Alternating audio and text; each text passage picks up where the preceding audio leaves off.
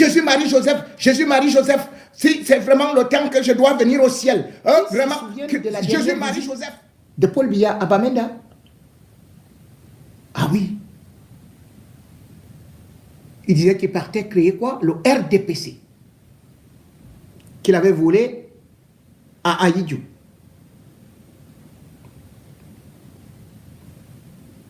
Puis, un cinquantenaire de l'armée camerounaise.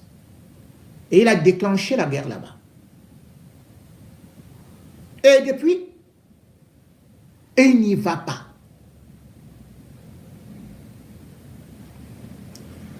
Bamenda, ou plutôt le nord-ouest, a été coupé du Cameroun francophone pendant 24 ans. L'aéroport qu'il y avait là-bas avait été abandonné.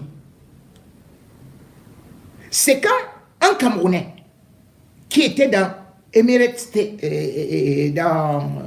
comment est-ce qu'on appelle? Émérite, qui est recruté?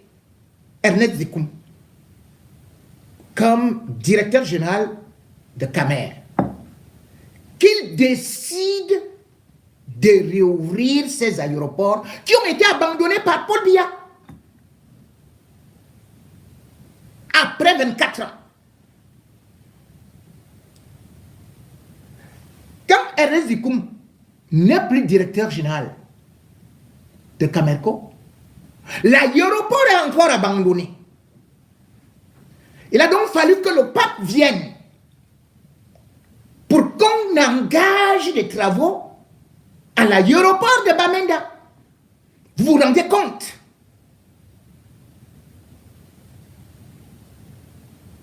Un aéroport qui existait déjà. Juste l'entretien. Paul Biya était incapable d'offrir ça aux populations de là-bas. À l'époque d'Aïdjo, Cameroun Airlines desservait ces régions-là. Aujourd'hui, il faut passer par des routes cabossées. Ou bien évidemment, on va tomber entre les coupeurs de route ou encore les amazoniens. C'est cette colère qui, plusieurs fois, revendiquait les conditions de vie, la maltraitance, qui ont abouti à la crise anglophone. Regardez quelle acrobatie a été faite et quelles images ont été servies au monde entier lorsque le pape arrive à Bamenda. À côté, les évêques sont parqués comme des bœufs, des moutons, attachés dans des avions cargo militaires. Quand Paul Biya arrive au pouvoir, Aïdjo avait les vols, il avait, c'est-à-dire l'armée de l'air, avait ce qu'on appelle les C-130. Aucun n'existe plus. Regardez le vieil avion qui a transporté le pape, qui est en location. Les vrais avions du Cameroun, dont l'un des gros porteurs, acheté par Amadou Aïdjo, l'un est resté ici, à Roissy. Charles de Gaulle, pour des travaux de moins d'1 milliard de francs CFA, dans un pays où les ministres détournent des dizaines de milliards. Cet avion-là a pourri. L'autre est tombé en panne en Éthiopie depuis plus de 10 ans. Il est là-bas, abandonné. Il fallait juste changer le moteur. Oh, on a déjà acheté le moteur. Oh, on a déjà fait ceci. Après, il détourne. Puis c'est terminé. N'oubliez pas que l'un des directeurs chargé justement de l'achat du matériel et du marketing de Cameroun Airlines était le neveu de Biya. Et le neveu de Biya.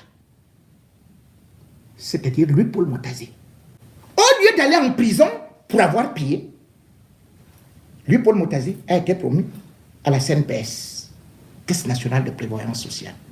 Après premier ministère, après ministre de l'économie, après ministre des finances. Qui a donc détruit les avions de Cameroun Airlines?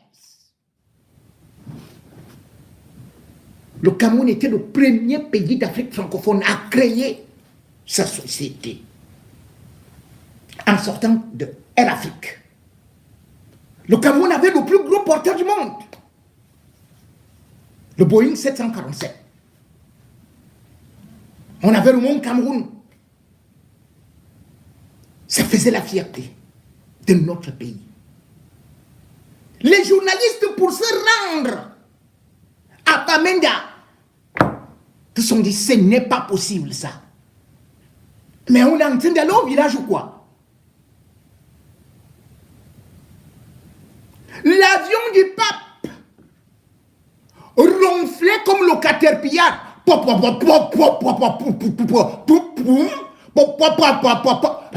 dit,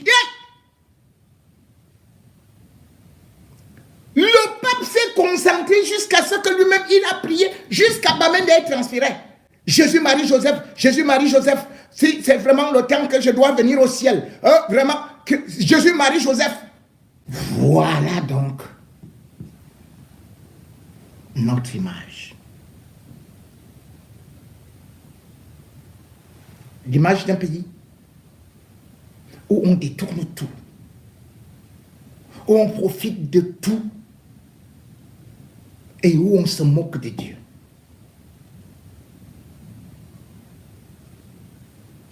Mais le pape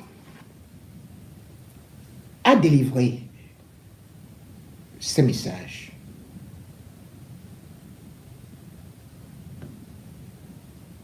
De paix. Cette paix dont Biya parle. Il dit, frères et sœurs, à Bamenda, il y a beaucoup de situations dans la vie qui nous brisent le cœur et nous plongent dans le chagrin. Notre espoir d'un avenir de paix et de réconciliation dans lequel la dignité de chaque personne est respectée et ses droits fondamentaux garantis est constamment déçu par les nombreux problèmes qui affligent cette belle terre au Cameroun.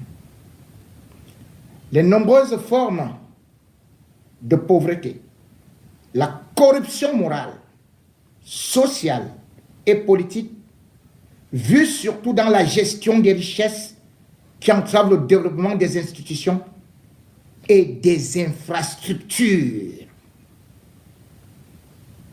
Les graves problèmes qui affectent les systèmes d'éducation et de santé, ainsi que les migrations à grande échelle vers les pays étrangers, en particulier des jeunes. S'ajoutent donc tous ces problèmes intérieurs, souvent alimentés par la haine, la violence, les dégâts causés par ceux qui, au nom du profit, continuent de mettre la main sur le continent pour l'exploiter et le piller. Et c'est là où le drame des régions anglophones repose également. Cette guerre, ça profite à qui? Aux puissances étrangères, avec la bénédiction du régime. Ce sont les puissances étrangères qui exploitent le pétrole de là-bas. Ce sont les puissances étrangères qui ont demandé à Paul Biya de soumettre ses propres frères et sœurs de ces régions de nos zones. Ce sont les puissances étrangères qui vendent les armes à Paul Biya et certains disent qu'il est panafricaniste. Si Paul Biya voulait arrêter la guerre dans les régions anglophones, ça fait depuis qu'il aurait déjà arrêté.